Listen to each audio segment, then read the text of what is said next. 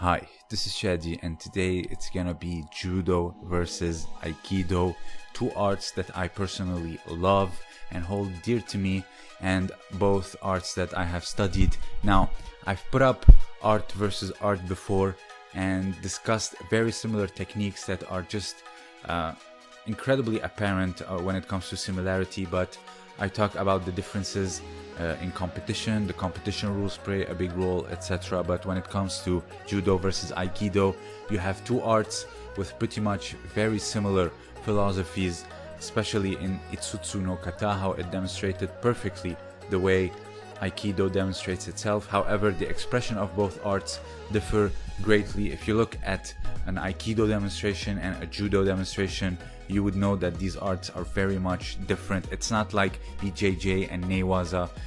These two are just polar opposite when it comes to expression, but in this video I'm gonna explain the core principles and a little bit of detailing that might give this incredibly different aspect when it comes to expression. And this is possibly one of the most interesting conversation that I could ever have when it comes to martial arts, and that is the expression of both Judo and Aikido.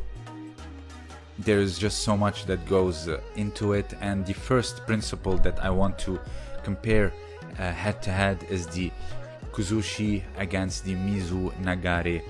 For those of you who don't know, Kuzushi is a way of unbalancing someone. It is establishing a firm yet light grip and then pulling towards you, pushing, lifting up in order to create unrest and imbalance, putting someone on the tip of their toes.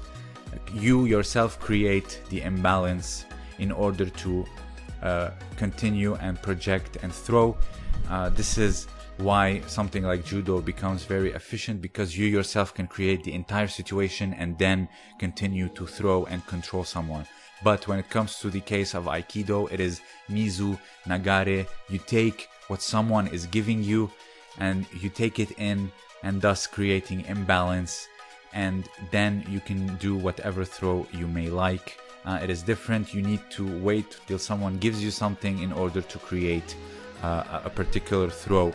This is from Koshiki no Kata, a judo kata that is found in Kitoryu, an old Koryu, which is a father of judo, and it demonstrates the principle of unbalancing in Aikido perfectly. Mizunagari versus Kuzushi. One is created, one is given. The second is the Kodawore, which is a technique against the Sukumen Iriminage, and both demonstrate the same principle of Kuzushi and Mizunagari. So here you can see you are taking the belt, pulling towards you, lifting up, and then chopping down with the arm in order to create the takedown or the throw. This is again Koshiki no Kata, Akitoryu. If you remember from my Kitoryu video, I talked about how Kuzushi was introduced to Kano Jiu-Jitsu via Kitoryu. So here again you saw it lifted with the belt, blocked with the arm, and then went down, taking its center of gravity down and chopping down with the arm in order to completely destroy the balance of Uke. Here you can see Kano Sensei demonstrating it. Kodawore.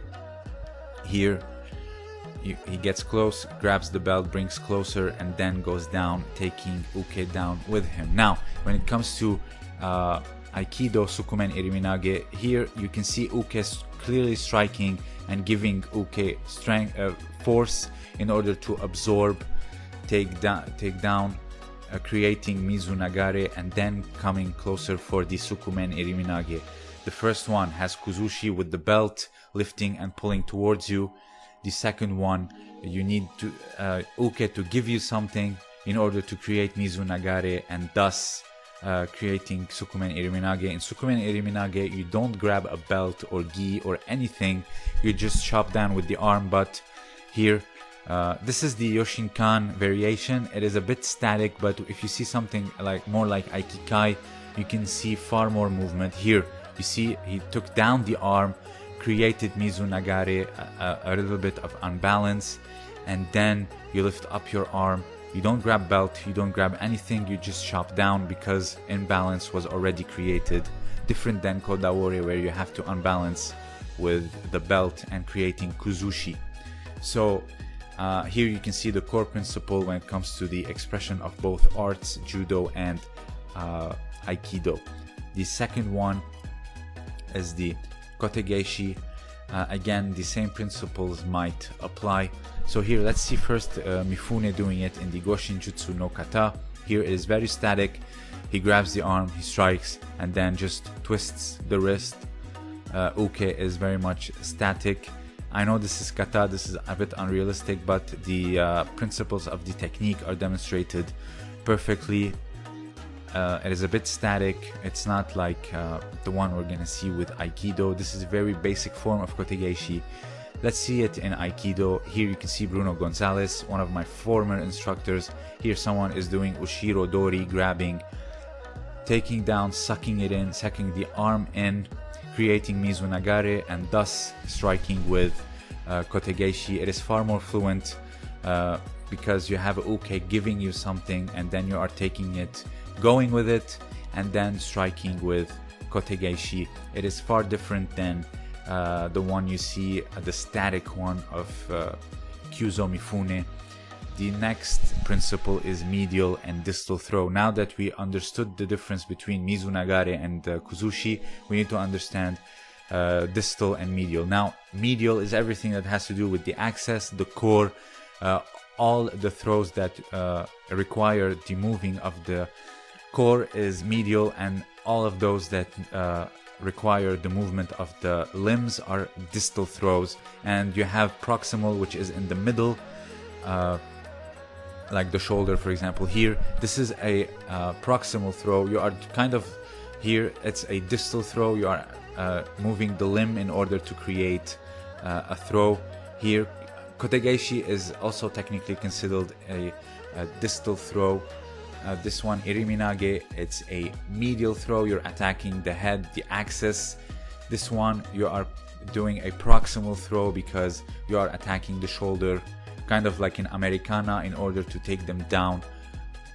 Here, this one is clearly a distal throw. You are attacking the limbs. You are using the limbs in order to take them down. So when it comes to applying Kuzushi or Mizunagari, Kuzushi, you will be more apt to use medial throwing like Seoinage, Uchimata, all of these which attack the axis of the body. But in Aikido, since you are doing Mizunagari, taking what is given to you, you are more likely to attack the limbs when it comes to throwing. Great example is the Kokyo Nage. I will show it to you, but here you can see Mizunagari and you are doing medial throws. Now you can do all of them in both, but Aikido tends to do more distal throws. Here, this perfect example of competition of a distal throwing, the Kokyo Nage. The limb is solely used in order to do the throw, nothing else. It's a perfect example of distal throwing and Aikido. Now, the last thing that I want to do is discuss this myth that people talk about, that Aikido was made to disarm people with swords, but it's rather the opposite. You are doing and demonstrating sword principles to do open hand technique like this one here, the Iriminage, doing it with sword strikes. So Aikido does open hand techniques but still demonstrate the foot movement, the arm movement, etc. of someone of using the sword. That's why you do sword drills and sword kata, to understand the principles. Bruno Gonzalez does a great job of demonstrating this, and as you saw here, does the Iriminage open hand and done with the sword. So in order to understand the different expressions of Aikido and Judo, the first one being Kuzushi and Mizunagari, I understand that Kuzushi is optimal for competition because you yourself can create everything. You can create the reaction, you can create the movement, and then you can, because you created everything you wanted, you attack with the throw that you want. But when it comes to Mizunagari in Koshiki no Kata, you have to wait till someone gives you something, and that's why they say Aikido is peaceful. You don't create anything like force or conflict, which goes great with their philosophy, but when it comes to competition, in my opinion, they should create a type of gripping to create Mizunagari, this little grabbing of the limb, but with unbalancing of opponent, and then doing Kokyonage, Sukumen Irinage, Kotegeshi, or whatever it may be. And then you can make Aikido a far more effective art, not just a philosophy to be demonstrated, in my opinion. So you have Kuzushi, Mizunagari. You also have Judo going more for medial throws, affecting the axis of the body, like Uchimata, Seoenage. And Aikido is more of distal throws and proximal throws. They tend to go more for the limbs, the wrist, or the forearm, like Kokyonage, Kotegeshi, because Mizunagari will give it a far more appropriate context in order to throw with medial throws. Now, can Judo have medial throws? Yes. For example, if you attack the inside of the elbow when doing Tayotoshi, this is more like a distal throw than medial.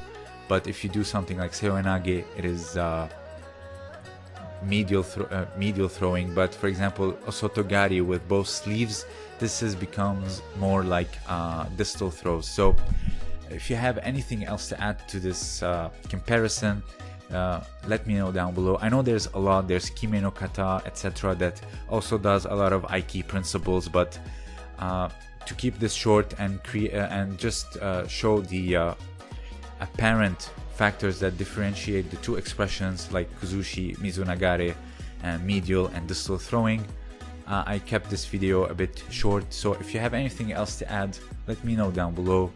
This was Shadi, and thank you for listening.